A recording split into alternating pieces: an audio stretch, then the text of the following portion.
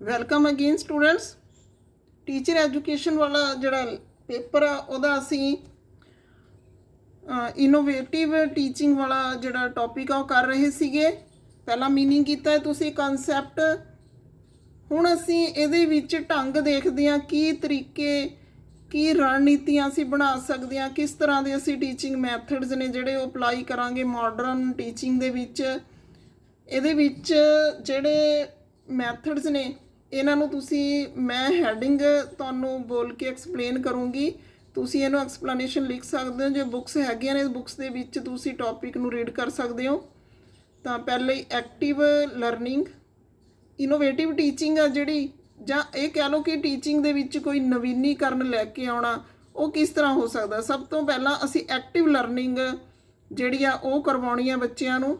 Teacher control instructions ਭਾਵੇਂ ਹੋਣ, ਫਿਰ ਵੀ ਜਿਹੜੀਆਂ ਐਕਟੀਵਿਟੀਜ਼ ਨੇ ਉਹ ਐਕਟਿਵ ਲਰਨਿੰਗ ਵੱਲ ਇਸ਼ਾਰਾ ਕਰਦੀਆਂ ਨੇ। ਅਸੀਂ ਇਸ ਤਰ੍ਹਾਂ ਦੀਆਂ ਐਕਟੀਵਿਟੀਜ਼ ਐਕਟਿਵ ਲਰਨਿੰਗ ਦੇ ਵਿੱਚ ਸ਼ੋਅ ਕਰ ਸਕਦੇ ਹਾਂ ਕਿ ਜਿਹੜੀ ਬੱਚੇ ਨੇ ਉਹ ਰੁੱਝੇ ਰਹਿਣਗੇ ਅਤੇ ਲਰਨਿੰਗ ਜਿਹੜੀ ਉਹ ਐਕਟਿਵਲੀ ਚੱਲਦੀ ਰਹੂਗੀ।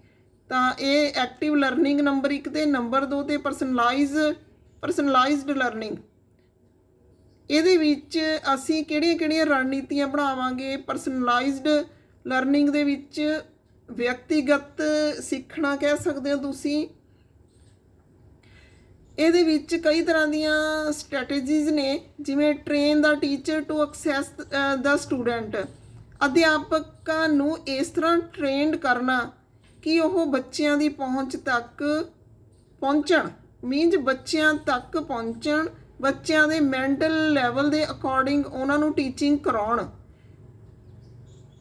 Use educational technology for personalised teaching. ਜਿਹੜੀ ਐਜੂਕੇਸ਼ਨਲ ਟੈਕਨੋਲੋਜੀ ਆ ਉਸ ਦੀ ਯੂਜ਼ ਕੀਤੀ ਜਾਣੀ ਚਾਹੀਦੀ ਆ ਟੀਚਿੰਗ ਦੇ ਦੌਰਾਨ, ਉਸ ਦੀ ਵਰਤੋਂ ਕੀਤੀ ਜਾਣੀ ਚਾਹੀਦੀ ਆ। Let the student decide to their own goals. ਬੱਚਿਆਂ ਨੂੰ ਆਪਣੇ ਉਦੇਸ਼ ਆਪ ਨਿਰਧਾਰਿਤ ਕਰਨ ਦਿਓ। Let the students also self assess themselves. Students ਨੂੰ, ਵਿਦਿਆਰਥੀਆਂ ਨੂੰ ਆਪਣੇ ਆਪ ਨੂੰ ਇਵੈਲੂਏਟ ਕਰਨ ਦਾ, ਅਸੈਸ ਕਰਨ ਦਾ ਮੌਕਾ ਦਿਓ। Make personalised learning playlist. ਜਿਹੜੀ ਪਰਸਨਲਾਈਜ਼ਡ ਲਰਨਿੰਗ ਆ ਇਸ ਨੂੰ ਵਧੀਆ ਬਣਾਉਣ ਲਈ ਇੱਕ ਸੀਕੁਐਂਸ ਬਣਾਉਣੀ, ਇਸ ਤਰ੍ਹਾਂ ਦਾ ਅਸੀਂ ਕਹਿ ਸਕਦੇ ਹਾਂ ਕਿ ਸਿਸਟੇਮੈਟਿਕ ਜਿਹੜੀਆਂ ਐਕਟੀਵਿਟੀਜ਼ ਨੇ ਉਹ ਕਰਵਾਉਣੀਆਂ। ਤਾਂ ਇਹ ਦੂਜੇ ਤਰ੍ਹਾਂ ਦੀ ਸਾਡੀ ਟੀਚਿੰਗ ਆ, ਸਟ੍ਰੈਟਜੀ ਆ। ਫਿਰ ਹੈ flip classroom and home activities. ਅਸੀਂ ਕਹਾਂਗੇ ਇਹਦੇ ਵਿੱਚ ਕਿ ਅਲੱਗ-ਅਲੱਗ ਤਰ੍ਹਾਂ ਦੀਆਂ ਜਿਹੜੀਆਂ ਹੋਮ ਐਕਟੀਵਿਟੀਜ਼ ਬੱਚੇ ਨੂੰ ਦੇਣੀਆਂ। ਜਿਹੜੇ ਕਲਾਸਰੂਮ ਦੇ ਵਿੱਚ ਵੀ ਇਸ ਤਰ੍ਹਾਂ ਸਟੱਡੀ ਕਰਾਉਣੀ ਕਿ ਬੱਚੇ ਅਲੱਗ-ਅਲੱਗ ਤਰ੍ਹਾਂ ਦੀਆਂ ਐਕਟੀਵਿਟੀਜ਼ ਦੇ ਵਿੱਚ ਰੁੱਝੇ ਰਹਿਣ। ਉਸੇ ਨਾਲ ਰਿਲੇਟਡ ਅਲੱਗ ਤਰ੍ਹਾਂ ਦੀਆਂ ਐਕਟੀਵਿਟੀਜ਼ ਨੇ ਜਿਹੜੀਆਂ ਉਹ ਬੱਚਿਆਂ ਨੂੰ ਹੋਮਵਰਕ ਲਈ ਦੇਣੀਆਂ। ਤੁਸੀਂ ਹੈਡਿੰਗ ਨੇ ਜਿਹੜੇ ਪਲੀਜ਼ ਪੰਜਾਬੀ ਮੀਡੀਅਮ ਵਾਲੇ ਵੀ ਇੰਗਲਿਸ਼ 'ਚ ਲਿਖ ਦਿਓ, ਪਰ ਇਹਨੂੰ ਅੰਡਰਸਟੈਂਡ ਪੰਜਾਬੀ 'ਚ ਕਰਕੇ ਉਸ ਨੂੰ ਅੱਗੇ ਜਿਹੜੀ ਐਕਸਪਲੇਨੇਸ਼ਨ ਉਹਦੀ ਪੰਜਾਬੀ 'ਚ ਕਰ ਦਿਓ ਤਾਂ ਕਿ ਤੁਹਾਡਾ ਕੁਐਸਚਨ ਅਟੈਂਪਟ ਹੋ ਸਕੇ। ਅੱਗੇ ਹੈਗਾ ਗੇਮੀਫਿਕੇਸ਼ਨ। ਇਹਦੇ ਵਿੱਚ ਆ ਕਿ ਜਿਹੜੀਆਂ ਗੇਮਸ ਨੇ ਉਹਨਾਂ ਨੂੰ ਟੀਚਿੰਗ ਦੇ ਵਿੱਚ ਇਨਵੋਲਵ ਕਰਨਾ, ਇਹ ਸਟ੍ਰੈਟਜੀਜ਼ ਦੇ ਵਿੱਚ ਹੈਗਾ। The games should be prepared to focus the students following below guiding principles। ਜਿਹੜੀਆਂ ਗੇਮਸ ਨੇ ਅਸੀਂ ਵੈਸੇ ਨਹੀਂ ਬੱਚਿਆਂ ਨੂੰ ਕਰਵਾ ਦਿੰਦੇ ਟੀਚਿੰਗ ਦੇ ਵਿੱਚ, ਅਸੀਂ ਕੁਛ ਗਾਈਡਲਾਈਨਸ ਦੇ ਅੰਦਰ ਜਿਹੜੀਆਂ ਗੇਮਸ ਨੇ ਉਹਨਾਂ ਦੀ ਐਕਟੀਵਿਟੀ ਕਰਵਾਉਂਦੇ ਆ। ਟੀਚਰ ਨੇ ਜਿਹੜੇ ਉਹ ਨਾਲ ਜਿਹੜੇ ਨੇ ਇਨਵੋਲਵ ਰਹਿੰਦੇ ਨੇ। Set the rules and expectation clearly. ਜਿਹੜੀਆਂ ਐਕਸਪੈਕਟੇਸ਼ਨਸ ਨੇ ਅਤੇ ਰੂਲਸ ਨੇ ਉਹਨਾਂ ਨੂੰ ਕਲੀਅਰਲੀ ਸੈੱਟ ਕਰਨਾ ਚਾਹੀਦਾ ਕਿ ਕਿਸ ਨਿਯਮ ਦੇ ਅਧੀਨ ਅਸੀਂ ਇਹ ਐਕਟੀਵਿਟੀਜ਼ ਕਰਾ ਰਹੇ ਹਾਂ, ਕੀ ਅਸੀਂ ਸੰਭਾਵਨਾਵਾਂ ਇੱਥੇ ਕੀ ਹੋ ਸਕਦੀਆਂ ਨੇ। ਸਪੋਜ਼ ਕਰੋ ਤੁਸੀਂ ਕੋਈ ਬਾਹਰ ਪਲੇਗਰਾਊਂਡ ਦੇ ਵਿੱਚ ਬੱਚਿਆਂ ਨੂੰ ਲੈ ਕੇ ਜਾਂਦੇ ਹੋ ਜਾਂ ਕਿਤੇ ਵੀ ਕੋਈ ਵੀ ਐਕਟੀਵਿਟੀ ਕਰਵਾਉਂਦੇ ਹੋ, ਕਿਸੇ ਲੈਬੋਰਟਰੀ ਦੇ ਵਿੱਚ ਕਰਵਾਉਂਦੇ ਹੋ ਜਾਂ ਕਿਤੇ ਵੀ ਕਰਵਾਉਂਦੇ ਹੋ, ਉੱਥੇ ਸੰਭਾਵਨਾਵਾਂ ਅਸੀਂ ਕਲੀਅਰ ਕਰਨੀਆਂ ਨੇ ਕਿ ਇੱਥੇ ਕੀ ਹੋ ਸਕਦਾ ਹੈ। ਇਸ ਐਕਟੀਵਿਟੀ ਦੇ ਦੌਰਾਨ ਕੀ ਰੂਲ ਮੈਨੂੰ ਸੈੱਟ ਕਰਨੇ ਪੈਣਗੇ, ਕੀ ਇੱਥੇ ਹੋ ਸਕਦਾ ਹੈ। ਮੀਨਜ਼ ਕੋਈ ਮਿਸ ਹੈਪਨਿੰਗ ਵੀ ਹੋ ਸਕਦੀ ਹੈ ਐਕਟੀਵਿਟੀ ਦੇ ਦੌਰਾਨ, ਤਾਂ ਕੋਈ ਵੀ ਘਟਨਾ ਵਾਪਰ ਸਕਦੀ ਹੈ, ਉਸ ਲਈ ਪਹਿਲਾਂ ਹੀ ਤਿਆਰ ਰਹਿਣਾ। ਫਿਰ make a grading scale to mark the progress. ਬੱਚਿਆਂ ਦੀ ਪ੍ਰੋਗਰੈਸ ਨੂੰ ਮਾਰਕ ਕਰਨ ਲਈ ਗ੍ਰੇਡਿੰਗ ਸਕੇਲ ਨਿਰਧਾਰਿਤ ਕਰਨਾ ਜਾਂ ਬਣਾਉਣਾ। ਬੱਚਿਆਂ ਦੀ ਜਿਹੜੀ ਪ੍ਰਗਤੀ ਆ, ਜਿਹੜਾ ਵਿਕਾਸ ਆ ਜਾਂ ਉਹਨਾਂ ਦੀ ਪ੍ਰੋਗਰੈਸ ਆ, ਜਾਂ ਉਹ ਵੱਧ ਰਹੇ ਨੇ ਕੰਮ ਦੇ ਵਿੱਚ, ਅੱਗੇ ਅੱਗੇ ਵੱਧ ਰਹੇ ਨੇ, ਐਕਟੀਵਿਟੀਜ਼ ਕਰ ਰਹੇ ਨੇ, ਤਾਂ ਉਹਨਾਂ ਲਈ ਨੰਬਰ ਜਿਹੜੇ ਨੇ ਉਹ ਗ੍ਰੇਡਿੰਗ ਬਣਾਉਣੀ, ਗ੍ਰੇਡਿੰਗ ਸਕੇਲ ਇੱਕ ਬਣਾ ਲੈਣਾ। ਕੀਪ ਆ balance between fun and serious learning ਤੇ ਮਜ਼ਾਕੀਆ ਜਿਹੜਾ ਇੱਕ ਮਾਹੌਲ ਬਣਾਉਣਾ, ਉਸ ਦੇ ਵਿੱਚ ਬੈਲੈਂਸ ਰੱਖਣਾ ਕਿ ਹਾਸਾ ਮਜ਼ਾਕ ਆ ਜਿਹੜਾ ਉਹ ਲਰਨਿੰਗ ਦੇ ਵਿੱਚ ਚੱਲਦਾ ਰਹੇ। ਜਿਹੜੀ ਥੋੜੀ ਜਿਹੀ ਕੰਸੈਪਟ ਨੇ ਸੀਰੀਅਸ ਲਰਨਿੰਗ ਦੇ, ਉਹ ਸੀਰੀਅਸਲੀ ਹੋਣੇ ਚਾਹੀਦੇ ਨੇ, ਤੇ ਜਿਹੜੇ ਉਦਾਹਰਨਾਂ ਰਾਹੀਂ ਜਿਹੜਾ ਫਨ ਦੇ ਨਾਲ ਹੋ ਸਕਦੇ ਨੇ ਉਹ ਉਸੇ ਢੰਗ ਨਾਲ ਹੋਣੇ ਚਾਹੀਦੇ ਨੇ। ਫਿਰ ਪੀਅਰ ਟੀਚਿੰਗ ਆ, ਗਰੁੱਪ ਟੀਚਿੰਗ ਆ, ਜੇ ਇਹਨੂੰ ਕਹਿੰਦੇ ਆ ਅਸੀਂ ਪੀਅਰ ਟੀਚਿੰਗ, ਜਿਹੜੇ ਸਾਥੀਆਂ ਦੇ ਨਾਲ ਬੱਚਿਆਂ ਦੀ ਆਪਸ ਦੇ ਵਿੱਚ ਟੀਚਿੰਗ ਆ। ਇਸ ਦੇ ਵੀ ਬਹੁਤ ਸਾਰੇ ਫਾਇਦੇ ਨੇ। ਇਨਕਰੀਜ਼ਡ ਮੈਮਰੀ ਇਨਕਰੀਜ਼ ਹੁੰਦੀ ਹੈ ਇਹਦੇ ਨਾਲ, ਕਿਉਂਕਿ ਬੱਚੇ ਇੱਕ ਦੂਜੇ ਤੋਂ ਜ਼ਿਆਦਾ ਸਿੱਖਦੇ ਨੇ। ਜਾਂ ਇਹ ਕਹਿ ਲਓ ਕਿ ਕਈ ਵਾਰੀ ਅਸੀਂ ਜਿਹੜੇ ਟੀਚਰ ਲੋਕ ਆ ਉਹ ਇਸ ਲੈਵਲ 'ਤੇ ਨਹੀਂ ਪੜ੍ਹਾ ਸਕਦੇ ਜਿਹੜੇ ਲੈਵਲ 'ਤੇ ਜਿਹੜੇ ਬੱਚੇ ਨੇ ਆਪਸ ਦੇ ਵਿੱਚ ਸਮਝਾ ਦਿੰਦੇ ਨੇ। ਫਿਰ ਹੈਗਾ ਇੰਪਰੂਵਡ ਕੌਨਫੀਡੈਂਸ ਨੂੰ ਇੰਪਰੂਵ ਕਰਨਾ। Better critical thinking and reasoning skills,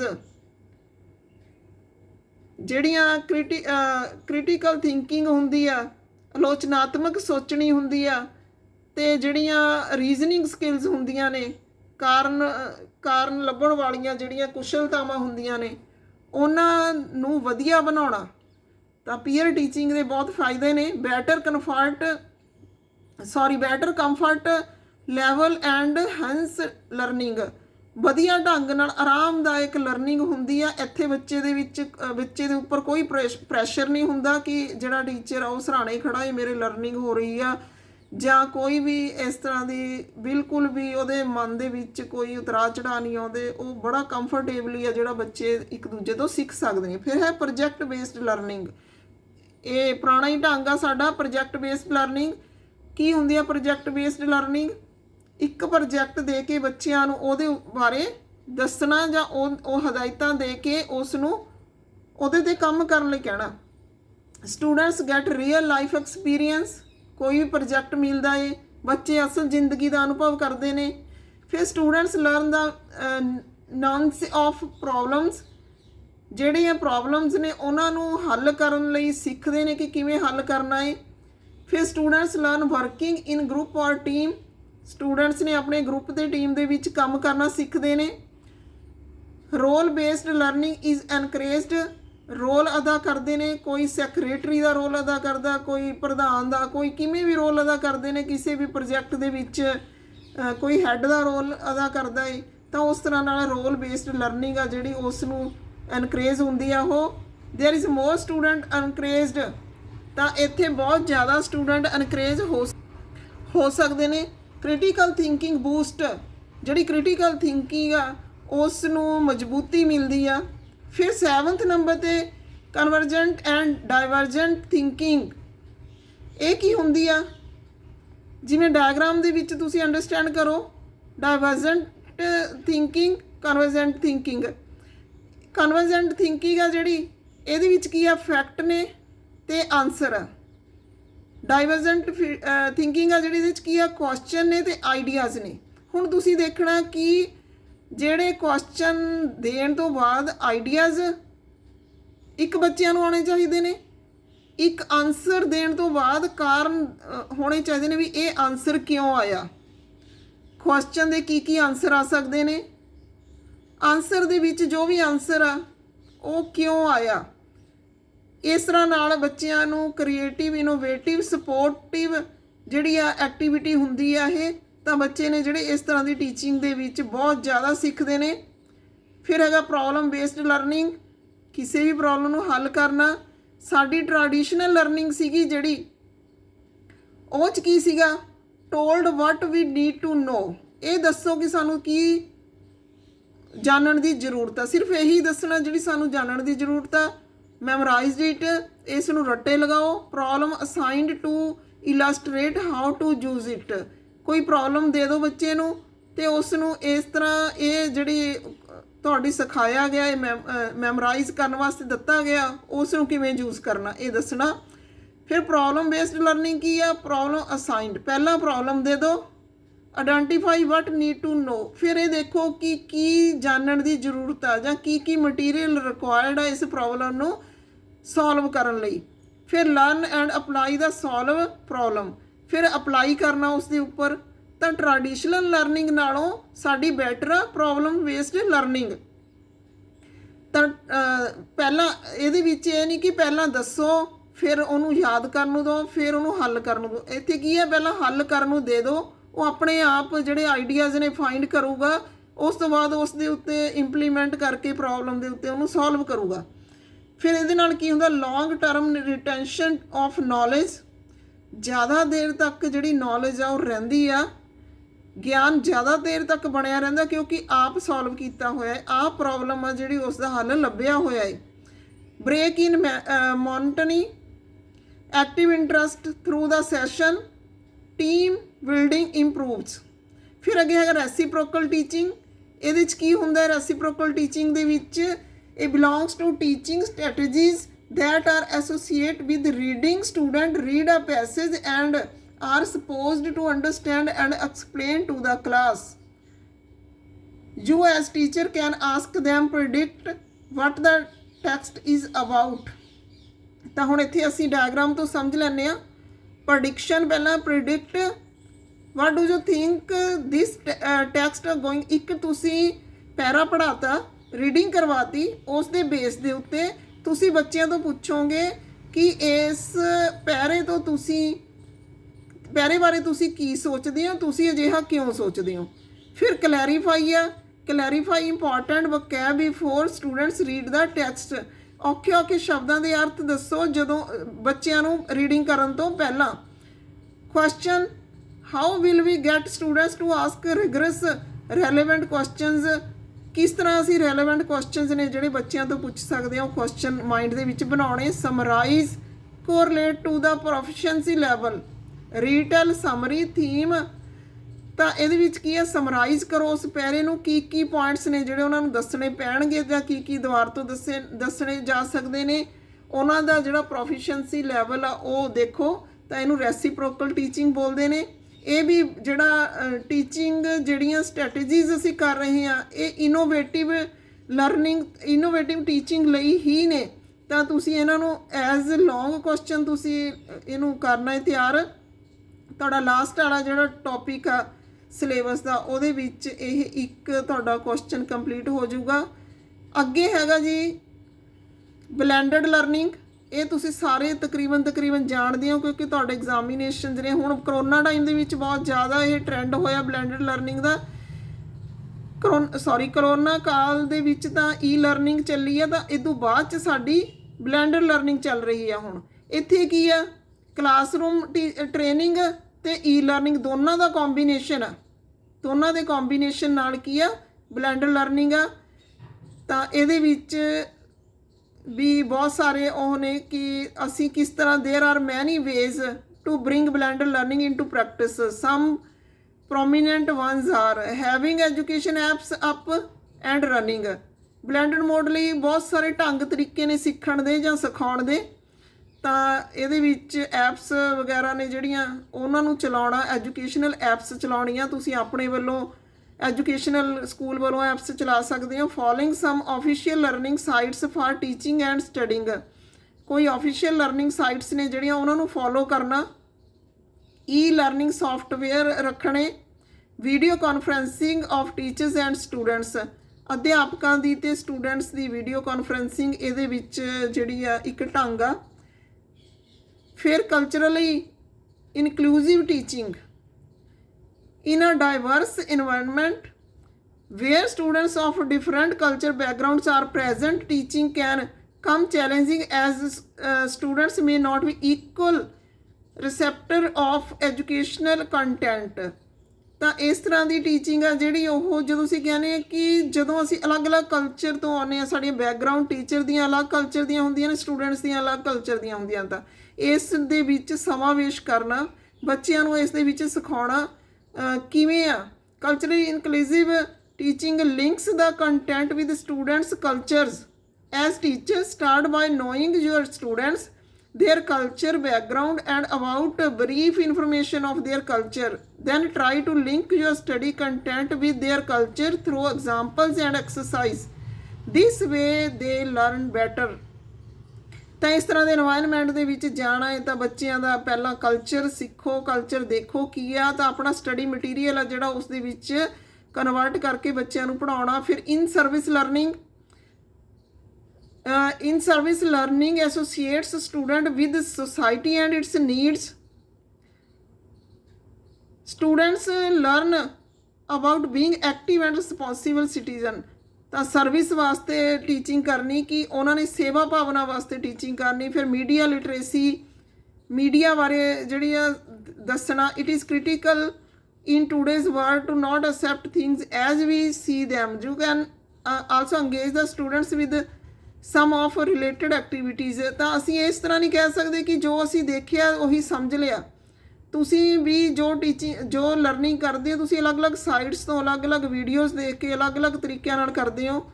ਤਾਂ ਅੱਜ ਜ਼ਮਾਨੇ ਇਹ ਹੈ ਕਿ ਅਸੀਂ ਕੰਪੈਰੀਜ਼ਨ ਕਰਦੇ ਹਾਂ ਜਾਂ ਇੱਕ ਜਗ੍ਹਾ 'ਤੇ ਨਹੀਂ ਅਸੀਂ ਵਿਸ਼ਵਾਸ ਰੱਖਦੇ, ਦੂਜੀ ਜਗ੍ਹਾ 'ਤੇ ਜਾਂਦੇ ਹਾਂ। Finding flaws of an ad, interrupting a logo, write an article about some real incident, pretended play like a real celebrity interview, create a brand name। ਇਸ ਤਰ੍ਹਾਂ ਦੀਆਂ ਐਕਟੀਵਿਟੀਜ਼ ਨੇ ਜਿਹੜੀਆਂ ਤੁਸੀਂ ਕਰਵਾ ਸਕਦੇ ਹੋ ਬੱਚਿਆਂ ਤੋਂ। ਤਾਂ ਐਡ ਬਣਾਉਣੀ,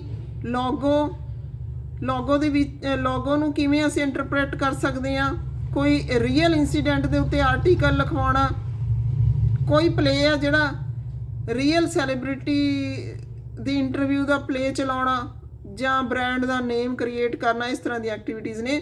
ਫਿਰ ਮਿਸਟੇਕ ਲੈਡ ਟੀਚਿੰਗ, ਪ੍ਰੈਜ਼ੈਂਟ ਅ ਪੈਸੇਜ ਔਰ content full of mistakes, divide the class into groups and ask them to identify mistakes, have credits against each correct mistake pointed out। ਤਾਂ ਇਹਦੇ 'ਚ ਕੀ ਆ ਕਿ ਜਿਹੜੀਆਂ ਮਿਸਟੇਕ ਲੈਡ ਟੀਚਿੰਗ ਆ ਉਹਦੇ ਵਿੱਚ ਮਿਸਟੇਕਸ ਵਾਲਾ ਪੈਰਾਗ੍ਰਾਫ ਦਿਓ ਬੱਚਿਆਂ ਨੂੰ।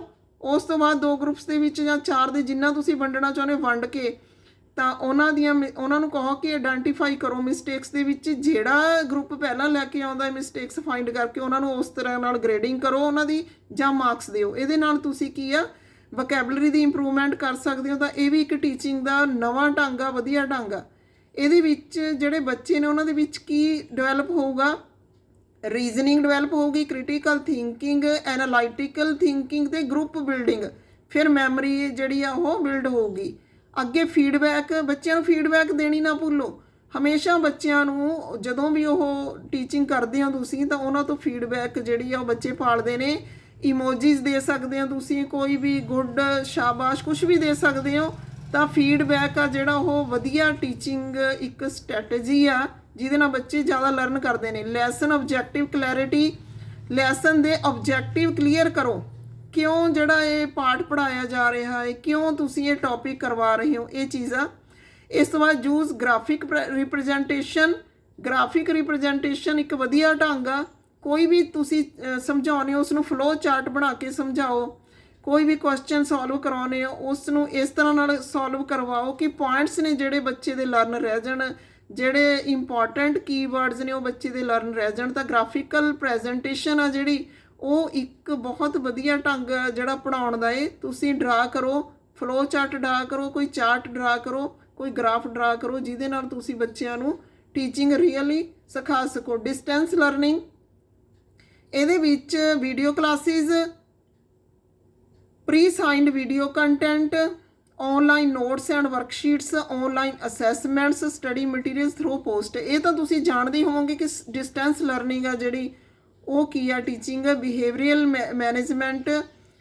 ਇਹਦੇ ਵਿੱਚ ਅਸੀਂ एग्जाम्पल लैंदे आ। An example of an activity for behavioural management is conduct story telling and games in the class, offer positive and negative game point for good and bad behaviour. ਤਾਂ ਬਿਹੇਵੀਅਰ ਦੇ ਵਿੱਚ ਅਸੀਂ ਕੋਈ ਗੇਮ ਦਿੰਦੇ ਹਾਂ, ਕੋਈ ਸਟੋਰੀ ਦਿੰਦੇ ਹਾਂ, ਤਾਂ ਉਹਦੇ ਵਿੱਚ ਅਸੀਂ ਦੇਖਦੇ ਹਾਂ ਚੰਗਾ ਅਤੇ ਮਾੜਾ ਬਿਹੇਵ ਅਸੀਂ ਪੁਆਇੰਟ ਆਊਟ ਕਰਦੇ ਹਾਂ। It may be small beginning but doing such activities with students install them good behavioural virtuals that are carried by them for life।